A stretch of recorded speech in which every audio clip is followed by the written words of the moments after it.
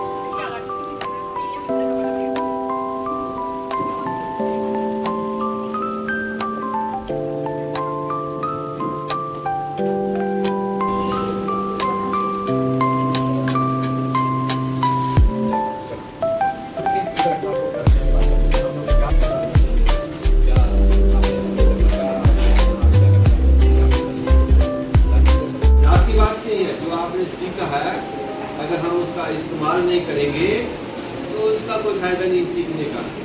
जब भटका है तो हम उसको इस्तेमाल न कर पाए। हमें इस्तेमाल उसको कब करना है? मान लीजिए यहाँ पहुँचाने के लिए टीचर्स ने दिन का काम नहीं किया था, आपके रिजल्ट अच्छे बनाने के लिए टीचर्स ने कभी दिन नहीं देखी, रात नहीं देखी, आपके नोट्स बनाने में वो लगे रहे कि आपको अच्छा स्टडी मटेरियल अगर हम देते हैं तो आपके अच्छे नंबर आएंगे, आप सब पास मिल जाएंगे। तो टीचर्स को इसी बात की खुशी होती है कि मेरा पढ़ाया हुआ बच्चा जो वो आगे निकल जाता है और उनका मान सम्मान बना रहना चाहिए। तो ये बातें छोड़ दिया जाएगा खुला कि भाई जो सीख के आए हो उसका इस्तेमाल करो।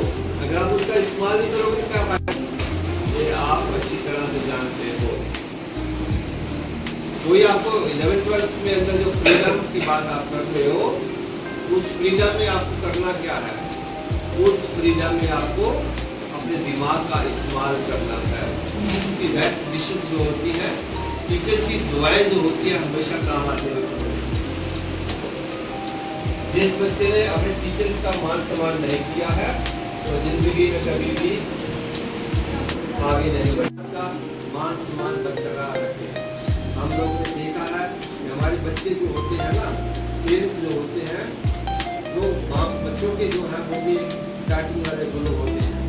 जो बच्चे अपने माता पिता का मान सम्मान करना बंद कर देते हैं, तो क्या होता है? उनके मुख से कभी भी आशीर्वाद नहीं मिलता है, हमेशा बददुआएं ही मिलती रहती है। ये बच्चा हमारा बिगड़ा हुआ है, ये बच्चा हमारी सुनता नहीं है, ये बच्चा हमारा रोज क्या करना है? सब बच्चों को अपने माँ बाप का मान सम्मान बरकरार रखना है। तो आपके घर की कायदा कानून है, जो आपके घर के अंदर लिमिटेशन फिक्स की गई है कि इस दायरे में आपको रहना है। 11th-12th में पढ़ते समय इसको हमारा गर्दी करने के लिए दी जा रही है। 11th-12th में आपको फ्रीडम जो मिलने जा रही है वो आवारा गर्दी करने के लिए नहीं है।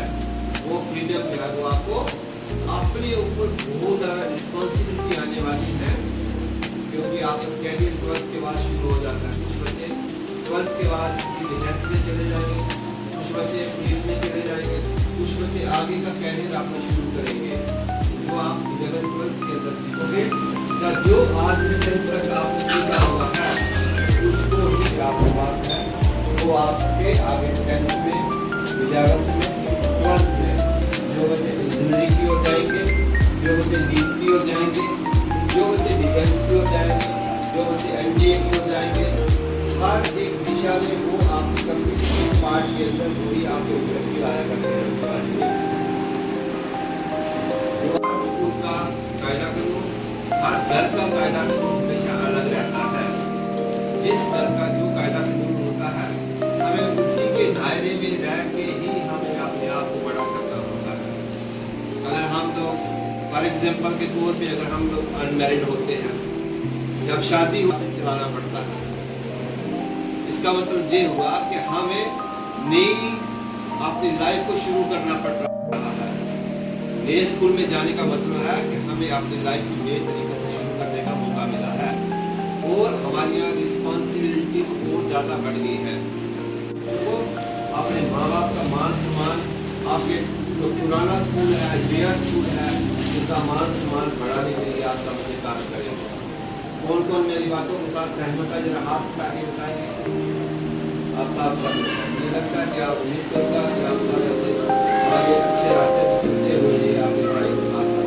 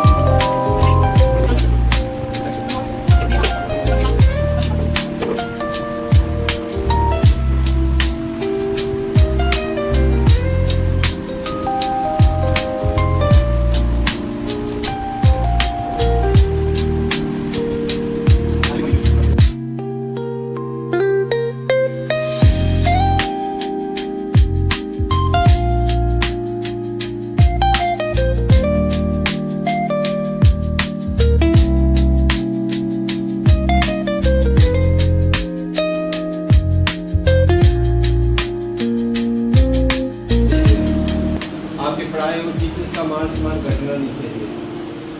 आपके एरिया का हमेशा नाम ऊंचा रहना चाहिए। आज समाज में बहुत सी बुराइयां आ गई हैं, उन बुराइयों से बचने का एक ही रास्ता है कि आपने दिमाग की खिड़कियां खोल के रखो। जब जाना है बाहर, दिमाग की खिड़कियां खोल के रखनी है और दिल की खिड़कियां बंद कर दी। आपको हमेशा दिमाग की खिड़कियां खोल के रखनी कि हमें आगे जाना है। कहाँ जाना है? आगे जाना है। तभी आपको जो कहा जाता है कि भाई ये फ्रीडम के ये होते हैं। आज़ादी के साथ साथ कुछ रिस्पॉन्सिबिलिटी के ये भी हैं। सब याद रखेंगे? रखेंगे याद? Yes sir.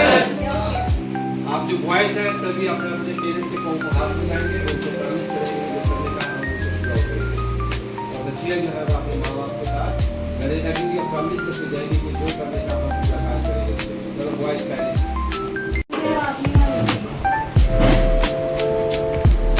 दोनों हाथों से बच्चों जैसे लेडीज मायके जाती है, ससुराल जाती है, दोनों हाथों से मिलाती है पाँव को। माँ से सीखा कैसे पाँव को हाथ मिलाया जाता है। आशीर्वाद लेके जाना बच्चों, देखो शर्त की बात है, आशीर्वाद है आपको। आज से आप नया शुरुआत ही हो जाए।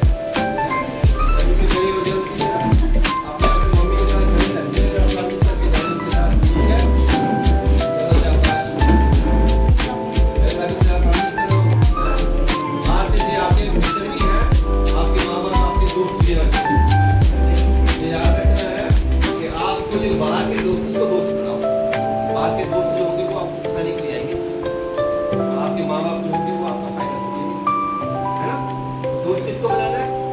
माँ को बुलाओ, पापा को बुलाओ, बस। ये सच्चे मित्र हैं आपके